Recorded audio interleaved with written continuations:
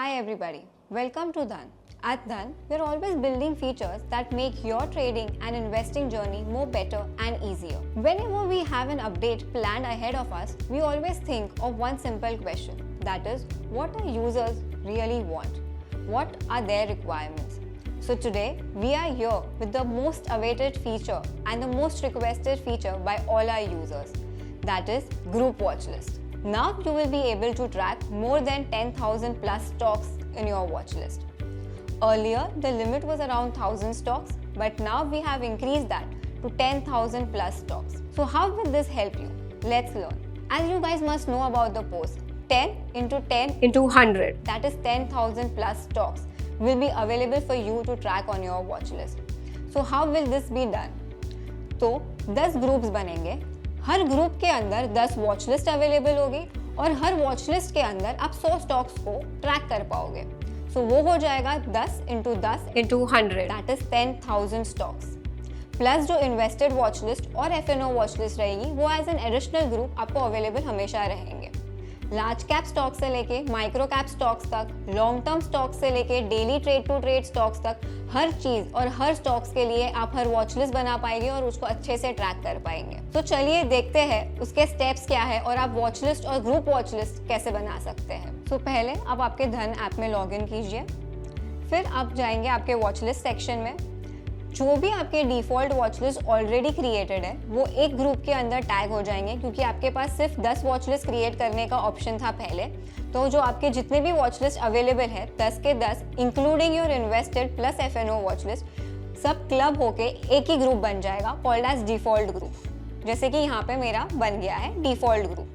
आपको जब भी कोई नया ग्रुप ऐड करना होगा, ऊपर दिए गए राइट हैंड कॉर्नर पे जो आइकन है ग्रुप वॉच लिस्ट का, उस पर क्लिक कर दीजिए. यहाँ से आप नया ग्रुप क्रिएट कर पाएंगे.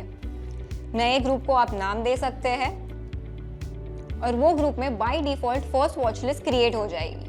आपको अगर उसमें एडिशनल वॉच लिस्ट क्रिएट करनी है तो आप उसके सेटिंग्स पे यहाँ पे क्लिक कर सकते हैं. यहाँ पे आपका मैनेजर हो जाएगा वो पर्टिकुलर ग्रुप्स का. अगर आपको कोई दूसरे ग्रुप भी क्रिएट करने हैं और उसको भी मैनेज करने हैं तो आप वो यहीं से उसको कर पाएंगे. तो पहले आते हैं जो first plain blank watch list खुल गई है. एक ग्रुप क्रिएट करने पर, कोई भी नया ग्रुप क्रिएट करने पर एक ब्लैंक वॉच लिस्ट क्रिएट हो जाएगी. उस पर आप आपके ऑप्शंस, आपको जो भी स्टॉक्स को ऐड करना है आप इजीली ऐड कर सकते हो. तो मैं इधर जाती हूँ फास्ट सेलेक्ट में से, मुझे की इंडाइसेस में से सेलेक्ट करना है. मुझे निफ्टी 50 में से I want to select all the stocks. मैंने सब स्ट्रिप्स को सिलेक्ट कर दिया और मैंने वॉच लिस्ट के अंदर ऐड कर दिया. मेरी वॉच लिस्ट यहाँ पे क्रिएट हो गई. अगर मुझे एडिशनली यहाँ पे एक नई वॉच लिस्ट को ऐड करना है तो मैं इधर सेटिंग्स में जाऊँगी, add new watch list, I will just name it up और यहाँ पे मेरी नई वॉच लिस्ट क्रिएट हो जाएगी. यहाँ पे अगर मुझे कुछ एडिशनली ऐड करना है तो एक नया हमने फास्ट क्रिएट में एक ऑप्शन दिया है जो कि है टॉप पिक्स. आप टॉप पिक्स के अंदर जा सकते हो. High volume stocks, golden crossover, quarterly results, MTF के कोई भी स्टॉक्स अगर आपको ट्रैक करने हैं, मोमेंटम स्टॉक्स को, तो आप यहीं से उसको सिलेक्ट कर सकते हो.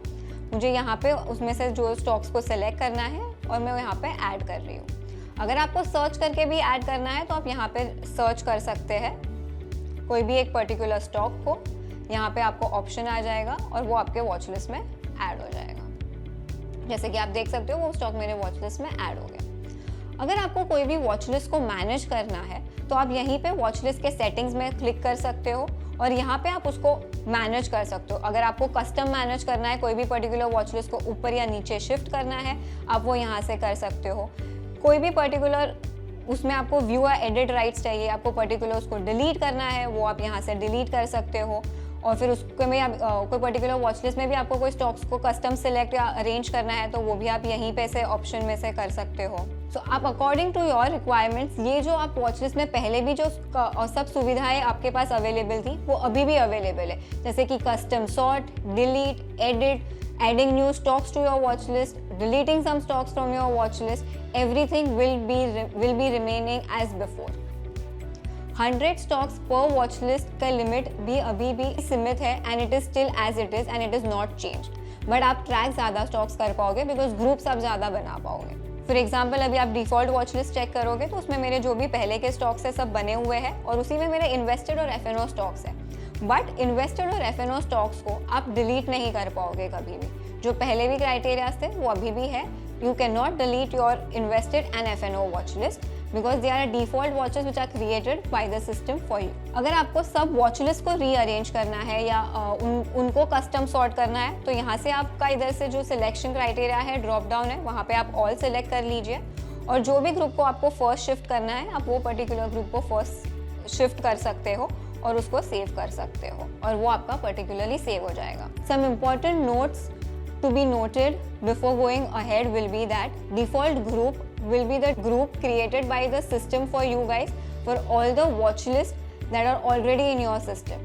Invested and F&O watch list will be a part of that particular default group and you cannot delete both of them. If you want to rearrange any of your watch list or group, you can do so by going into the watch list settings. If you want or if you wish to shift any of your groups, any of your watch list in the groups internally, that cannot be done as of now. Or you cannot also switch any of your stocks from one watch list to another. For example, Reliance is a stock which is added in my group 1. I can add the same stock in group 2, but I cannot shift the Reliance from group 1 to group 2. So these are the certain limitations or I can say points to be noted before using this feature. Investments in the securities market are subject to market risk. Read all the related documents carefully before investing.